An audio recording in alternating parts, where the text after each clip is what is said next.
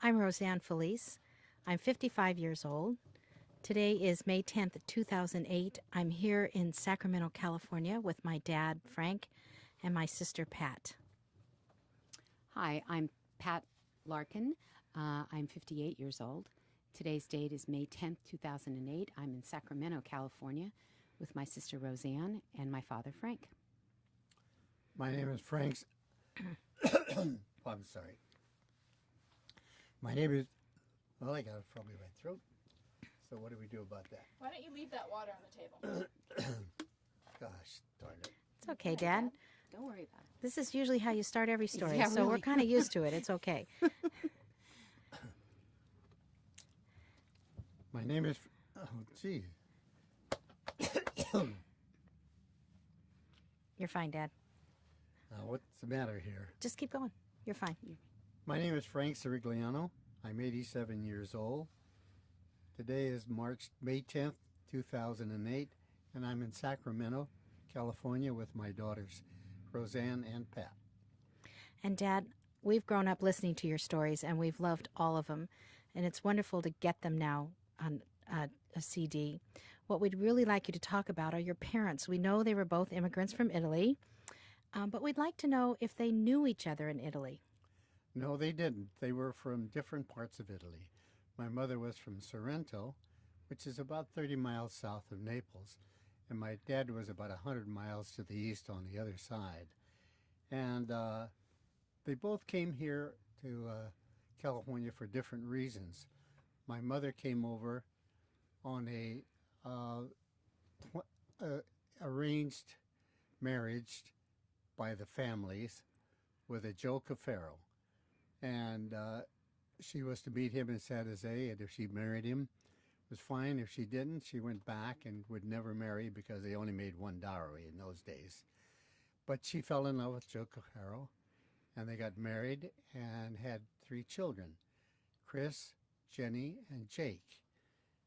But unfortunately, in 1917, Joe Caffaro died in the flu epidemic.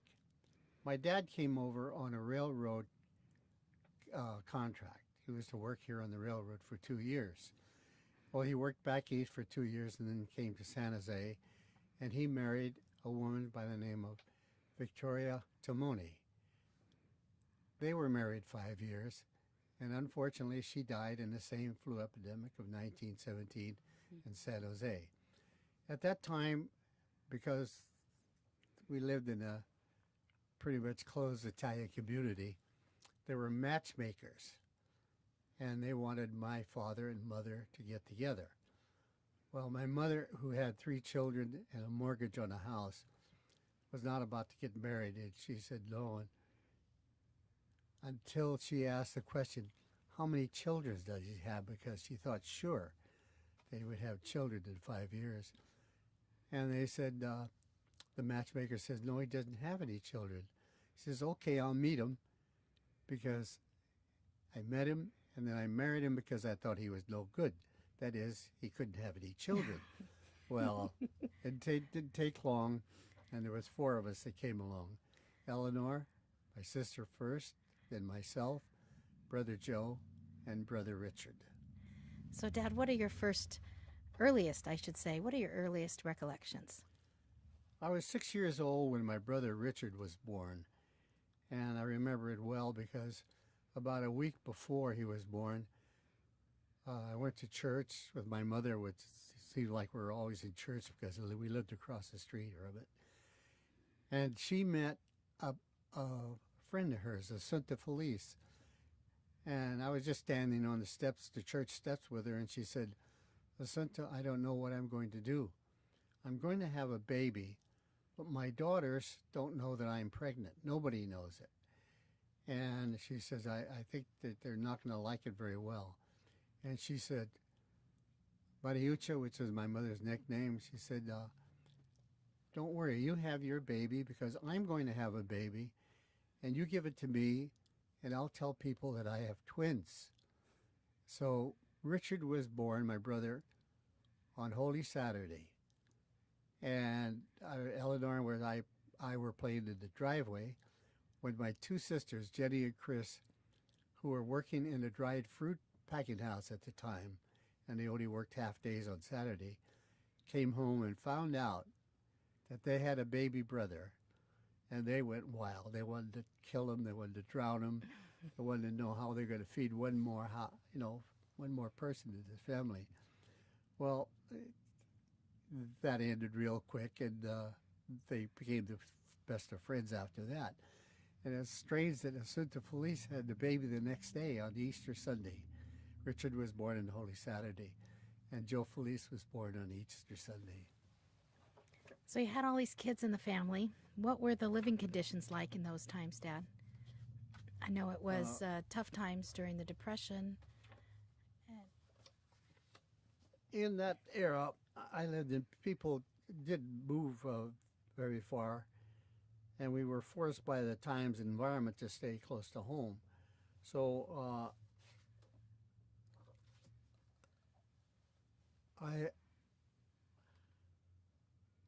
I could only have remembered three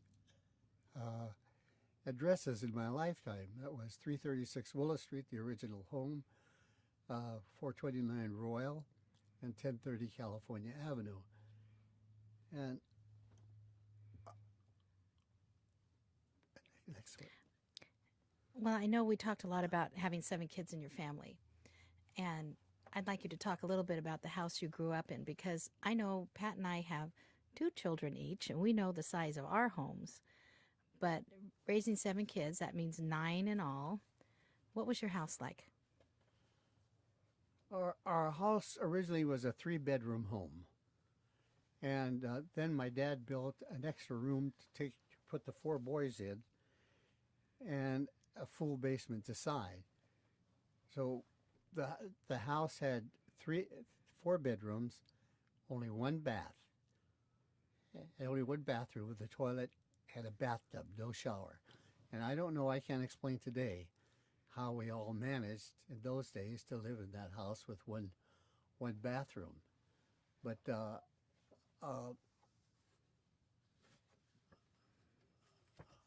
Now, your mom must have cooked a lot of food for 9 people, and we were just interested in what did the kitchen table look like? What was it like in your kitchen when Grandma cooked and served a big meal?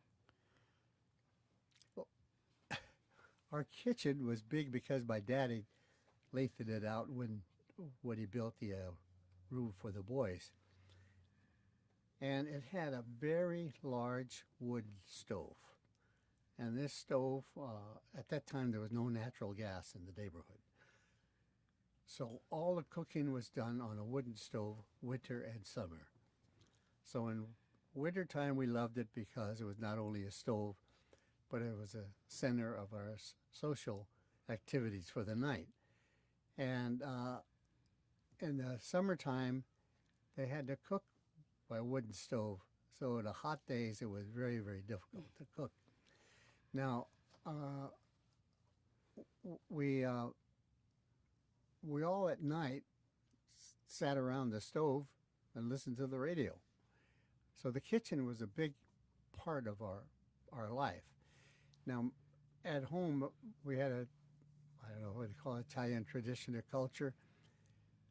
All the children had to be seated before my father and mother would sit down and say grace. Before your father and mother would sit down? Before my father and mother would sit down, we had to be all in our places.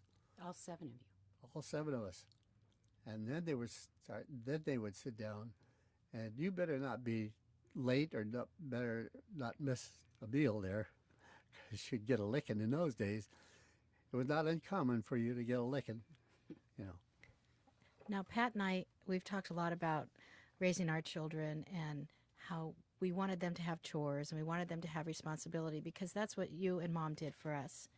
But when you were being raised, you had a different kind of responsibility. I remember you talking to us about working out in the fields.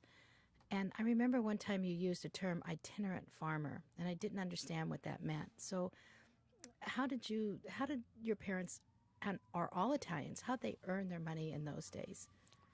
Well, you almost have to go back to the immigration of 1890 to 1920, when the United States opened immigration to all countries. And so we had a huge influx of people.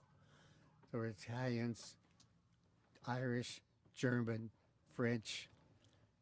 Now, mostly Italians were uneducated. They were raised in rural areas in farm-clad country. So they came here and they're uneducated. So they had to do all the menial work. And the menial work was working in the fields and the crops. And so that's what I meant by it.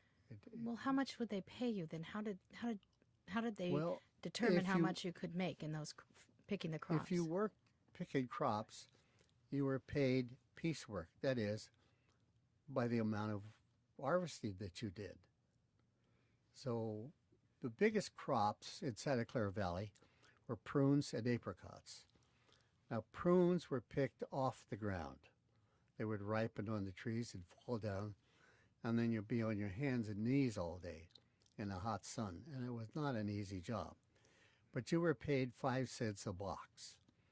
Now, 5 cents a box related to 20 boxes for $1, and if you were a real good picker, you might pick 20 boxes in a day. Apricots, which were cut and dried on trays, was called cutting apricots. You would cut the apricots and spread them out on the tray. And they paid 10 cents a tray for that. And a good cutter could cut 10 trays a day. That related to $1. Now, if we picked, and we did pick grapes or beans or tomatoes, then that was also piecework. And it all kind of related to $1 a day. That's about the best you could do. But if you added up all the children, say there was 5 or 6 of us old enough to work, well, they would be making $5 a week off of us, and maybe $6 a week at the most with them working. So your money went to the family? My mother controlled all the money. My dad, he was kind of easygoing guy, and he wasn't very sharp with numbers. My mother was really sharp with numbers. So she controlled all the money, and all the money that we made went to my mother, and she paid all the bills and distributed the money. Now, this didn't only last during the Depression. I gave my mother to my mother until I went into service. Mother did the same thing with her money. She gave it to her mother until we were going to get married, and then she said she had to save her money for her wedding dress. Now, do you remember if there were any child labor laws? There were child labor laws, but they were really ignored because the Italian immigrants, I'm just speaking to the Italian immigrants, needed the children to work to help pay the finances. Now, there weren't labor laws, I know, because if the prune crop was late, say it lasted until October 1st, then the schools stayed closed until October 1st.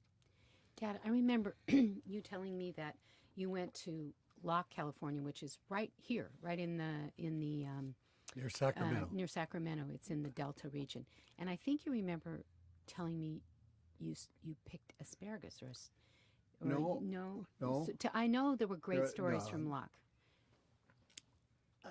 We worked in the Libby's McNeil and Libby's Cannery, which was 1.5 miles north of Walnut Grove.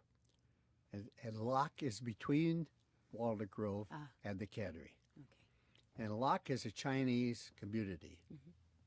Still is. It still is. But at that time, there were about 3,000 to 5,000 Chinese people lived there. They're the ones that built the levees and the delta and worked on the railroad and worked in the gold mines.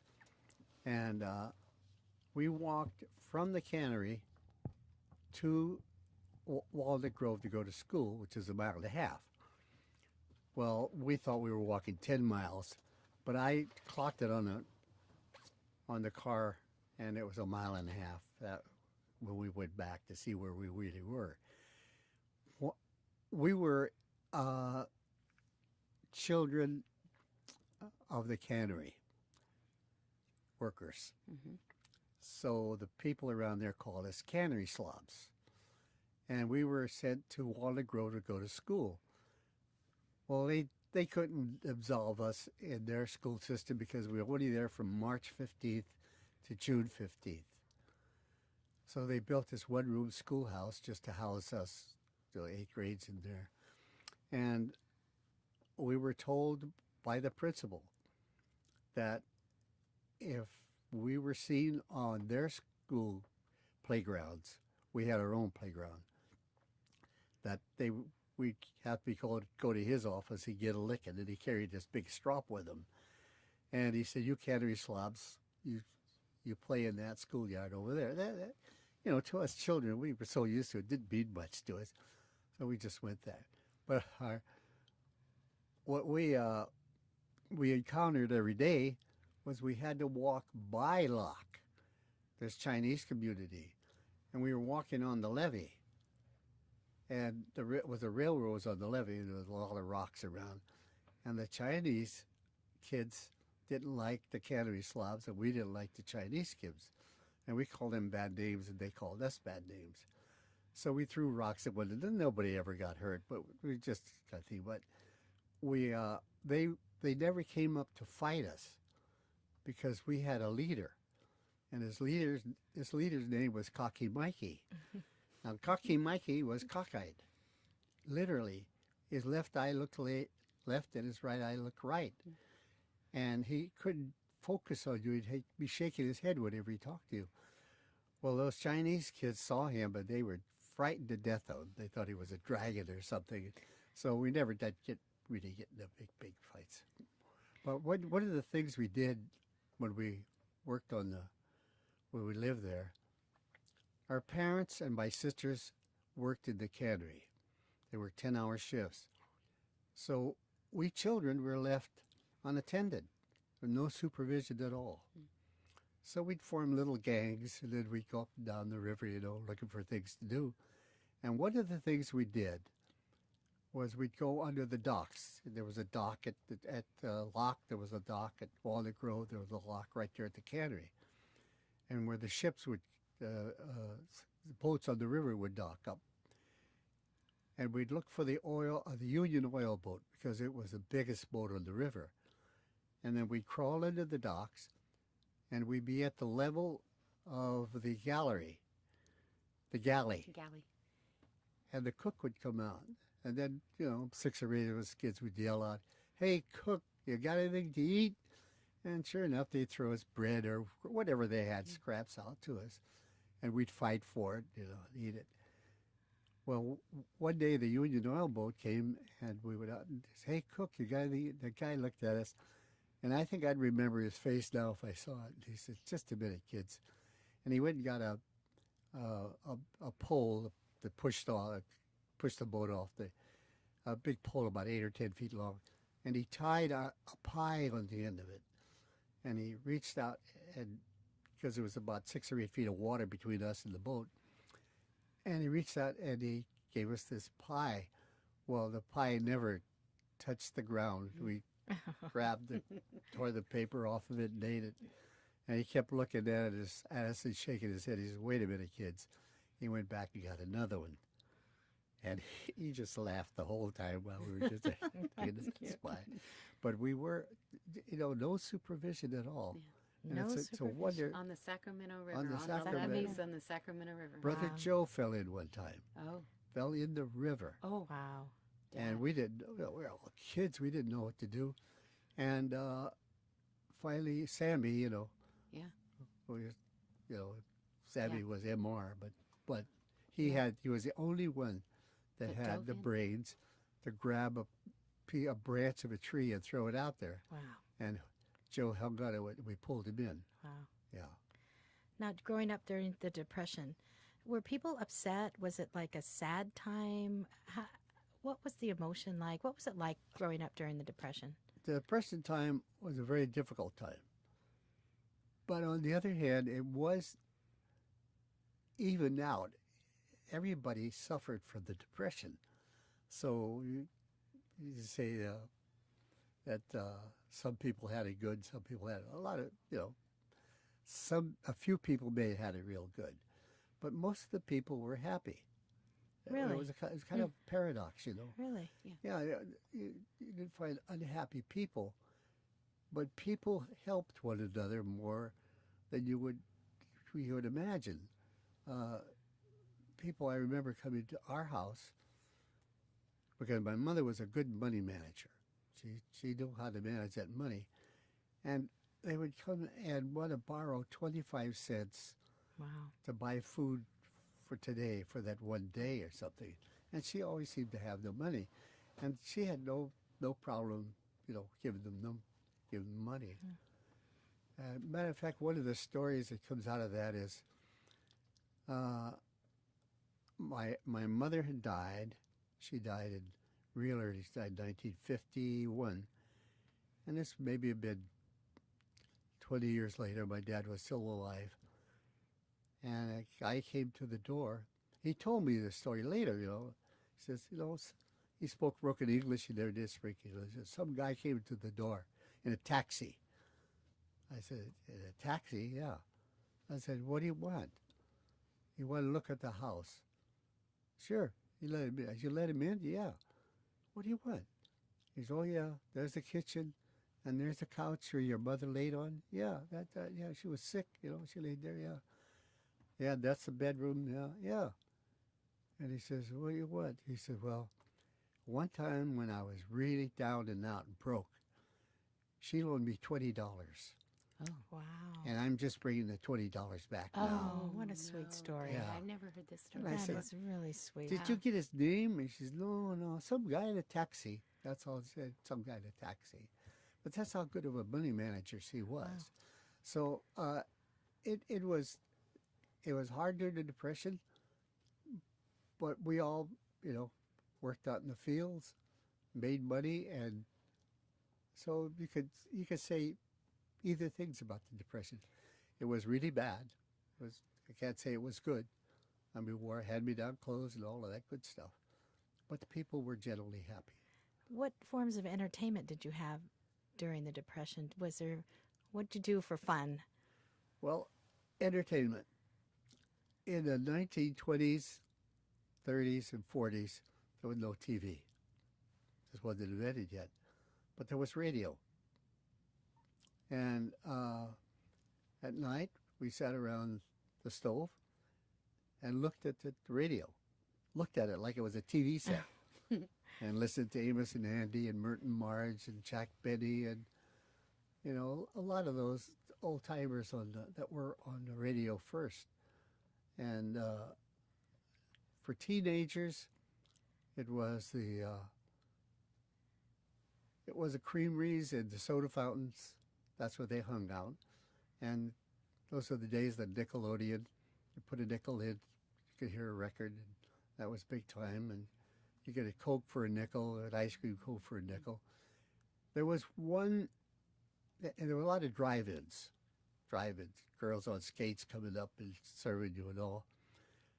And there was one drive-in in San Jose. It was the first one to be built, the last one to be torn down. And it was called a 5-spot. Oh, I remember the 5-spot. Big Yeah. 5 on the, with a line through it. And for 5 cents, they would make a miniature hamburger and a small hot dog and a small my Coke. Oh, I never knew that A part, small, Dad. a small milkshake Oh, for 5 5 cents. cents. uh-huh. So that was a hang up. Yeah. for people. Dad, I know this is, we hadn't talked about this. There's one story I remember that you telling me, and when you brought up entertainment, was Grandpa used to read to the people in the neighborhood. And I want you to just real quickly tell that story, because I think it's a marvelous story. Most Italians that came over in that area that we lived in. We lived in Goostown In San Jose. and San Jose, which is South San Jose. Mm-hmm. And most of the northern Italians lived in North San Jose.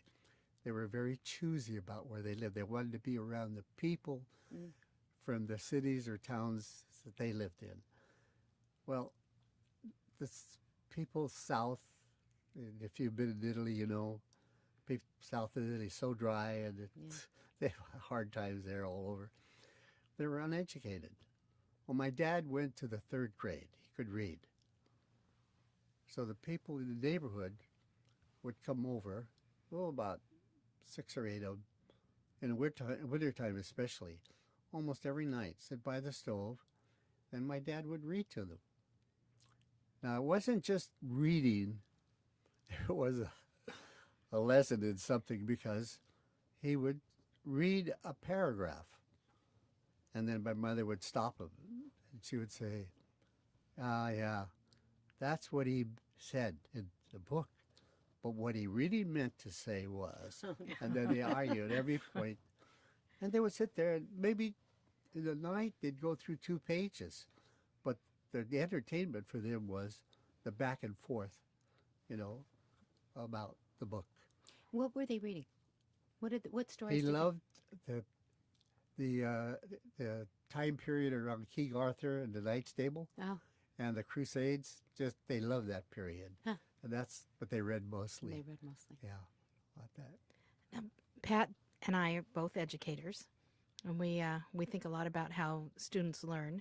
So, what was your educational experience like? And did you go to school like at 1st grade? When did you start?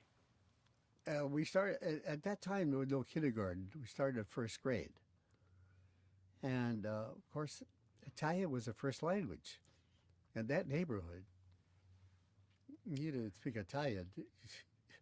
You didn't get anywhere, because everybody spoke Italian. The vendors all spoke Italian. There was all kind of vendors on the street. You know, they sold fish, and they sold vegetables. They sold donuts. They sold clothes out of vans. Anything you wanted to buy, but always in Italian. And they would be yelling out their fares in Italian. So when I went to school, Italian was my first language. And my brother brought me to school and told the nun, I went to parochial school at Sacred Heart, and she said that I was 6 years old, but I was only 5. So my educational experience was that I got started a year early. Oh, boy. So as a matter of fact, I graduated high school in June. I was 17, but I was 17 in March and graduated in June. Wow. You were really young. Yeah. So, and to add on to that, this year I will go to my 70th high school reunion. Oh, my really, goodness. Dad? 70th? 70 70th. years. Wow. Wow. Yeah. So what'd you do when you started school? Did the teachers speak Italian? I spoke Italian, and I went to school, and the teacher was speaking English, and some of the kids were speaking English, and I went home and I told my mother in Italian, Mamma, well, the ragazzi parlano tanto different. I said, those children speak different than I do. And she put her hand on my shoulder and she says, courage, they'll learn. Oh, that's cute. That's Because cute. they That's thought, really cute. she says, well, they believe that Italian was the mother tongue. Oh, really? Oh. Yeah. Oh. That was The pure language. That of Pure, was the that. pure language. I that was love a it. pure language. Yeah, Yeah. that was a good. Well, Don't Then learn. in your day, did most people go on to high school, or was that common for people to go on to high school? Yes, it was big in those days, and I'm talking about the 30s, to get through high school. Mm-hmm. You know, that was an accomplishment, because a lot of children had to quit and go to work.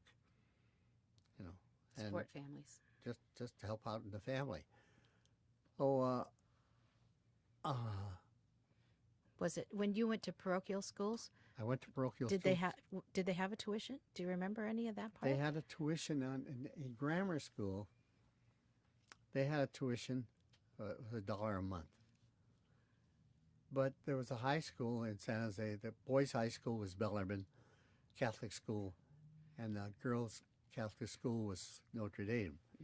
Well, my sister Eleanor, a year older than I was, 2 years older than I was, when she graduated from Sacred Heart Parochial Grammar School in the 8th grade, she took an academic test for Notre Dame High School. and with all the other girls in San Jose. Oh, wow. Yeah, all the other schools. Yeah. And she was number one. And she got 4 years paid Oh. tuition. Oh, she No, did? 4 years. I never knew that. Yep. What? And when I graduated from Sacred Heart, Bellarmine gave the same scholastic test, and they said, well, I took the test, and I got a 1-year scholarship to Bellarmine, but I had to maintain a 90 or above average in my grades. So that at the end of the year, the president called my mother, and the principal said, "Is your son coming back?" She said, "No, we can't afford it." So he said, "Well, come on in, let's talk about it." So we went in. My sister Chris drove, my mother and I, and we talked to the principal. He said, why is he coming back? My mother says, "I can't afford $10 a month, the tuition." He says, "Well, can you afford $5 a month?" His father, "You don't understand. $5 a month, I can feed my family." And so he said, "Can you afford $1 a month?" But she gets exasperated by that time. She says, "Father, there he is. You want him for nothing, you can have him. Otherwise, he goes to public high school." So he said, "Okay." He said, "I'll take you back." He said, "But you got to maintain the 90 average." So I did that for the next 3 years. We went back 3 times and argued. Oh, But every year. Yeah. but I graduated from Bellarmine. Dad, when you look back on your life, of all the things you've gone through, gone to the Kings Point Merchant Marine Academy in the Navy, you worked 2 jobs, one for 30 years, and at 66 years old, started a new career and just retired at 85. What were the most rewarding events of your life? What do you Well- think the most rewarding events of your life were? I think the most rewarding events of my life was, number one, marrying mother. Okay. And we've been, for 62 years. Then having the 4 children. And we were a happy household when you were home, and we were So happy true. after you left. and Still we are. Still are. Still are. And I think rewarding was I got 3 great son-in-laws, which not too many families can claim that, That's true. And that son John is doing well in his field, and that you all graduated from college. Oh, Now, that's Yeah. nice, Important to you, Dad. Dad? well, that's very important because I have friends of mine who wanted their children to go on to college, and for one reason or another, they didn't go. So those are the things I'm really. When I feel- look back at my fondest memories and I think about our family, and when I want to write in my journal, I like to think of it as a garden. You have eaten out of your vegetable garden summer, winter, spring, and fall for your entire life. And I'm so proud of you for that. And you've taught us to appreciate gardens, not just the vegetable garden part, although that's been the biggest piece, but the flowers. I want to tell you a memory I have. Okay. When I was 16, you let me move into the room attached to the garage out in the backyard. And I woke up one morning and I heard you talking in the backyard, and I thought, gee, Mom's up early. I know Dad gets up real early to water the garden, but I've never heard him talking to Mom out there. So I peeked out to get a little piece of the action, and there you were, telling your plants to grow. Okay, come on, you guys. The sun's shining, the air is clear. Do you remember talking to your I garden? don't remember that, but You were watering and you were talking to your garden. Dad, that's so clear in my mind. I will never forget that. And it's just you. I just captured you with your hose watering the garden and all the vegetables. And we were kids. We had the vegetable garden. My dad would make me work out there. And I said, when I grow up, I'm never going to have a garden. I'm not going to be working out here all the time. But I still do. Now, Dad, the story I remember most about you was the day you turned 40. Do you remember what you did? Oh, yeah. What did you do, Dad? What were you doing the morning you turned 40? Do you remember? No, I don't. You don't remember sitting at the table? No, I don't. And you left work at 8 o'clock on the nose every single morning. Do you remember what you were doing? Because I was watching the clock, And I was worried because it was 8:01 and you hadn't gotten up off the table yet. And you know what you said to me? And I said, Dad, what are you doing? He goes, well, I'm 40 today. And I said, yeah, I know, Dad, but it's 8:01 and you haven't left the table yet. And you said, I'm waiting for life to begin. Oh, that's cute. And I think that pretty much That's for me, really cute. Dad, sums up your life because you were. Well, I don't think there was ever a dull moment in our household with you, Dad. You were always pretty. There was always a party going on. Well, I Yeah. remember that was a one birthday that I really said that was at the end of the world for me. The end of the. I remember because you were just like Oh, yeah, you were like 40. this the whole. Yeah, you were 40. But Well, tell us how you met Mom. I think Mom needs to be part of Yeah, this I today. need Mom, She's you at guys- home She's at home, so wondering tell us what how we're you talking met. about. So tell us how you met Mom. met Mother in church. Oh, how In perfect. those days, Yeah, yeah, yeah. I'm sure you met your husband in church Yeah, too. that in those days they used to have traveling missionaries at a Catholic church, putting on novenas, 9 days of prayer, you know, and we there's not much else to do, so that was a form of entertainment. And she was in church, and this one priest that was preaching he was a funny guy, you know, and she was laughing. So I didn't know her, so when I got outside, I said, wanted to meet her, so I said something like, boy, it wasn't very nice of you to laugh in church. And it ended up where we ended up at the creamery having a milkshake. And then, And that was it. That's- How old Oh, were you, Dad? sweet. probably 18 or 19. And then when did you get? How old were you guys when you got married? I was 25. Well, with 4 years that we were cadets, so you couldn't get married while you're a cadet. So that was 4 years. And had to wait those 4 years. So 25, mother was 23. Mother was 23. Okay.